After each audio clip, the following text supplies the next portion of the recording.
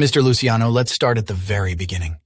Can you tell us where you were born and about your early years? I was born in Leccara, Sicily in 1897. We moved to New York when I was about 10. Went to public school 40 Manhattan.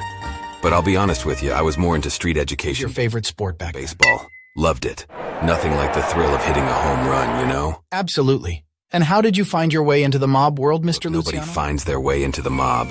You're either born into it or it finds you. For me, it started when I was just a kid. I was running errands for local crime figures before I even hit puberty. Then the 5 Points Gang. That's where I got my real start, you could say. Could you share an instance that stands out from that time? I'll give you one.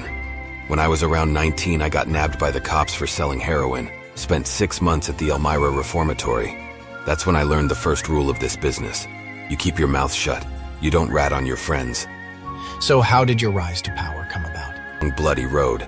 I worked under Joe the Boss Masseria, but he was old school. Couldn't see the future of organized crime. So I arranged a little meeting. After that, I helped form the 5 families, setting up the commission to oversee mafia activities across the country. That's when I became Lucky Luciano, the boss of bosses. Business flourished. We had rackets in every corner of the country. I brought structure, stability. I was on top of the world. But even then, you can't escape the law forever. And during your reign, would you say you had any regrets? Regrets? Listen, in this life, you can't afford to regret. You make choices and then you live with them. But if you're asking me if there are things I would have done differently, sure there are.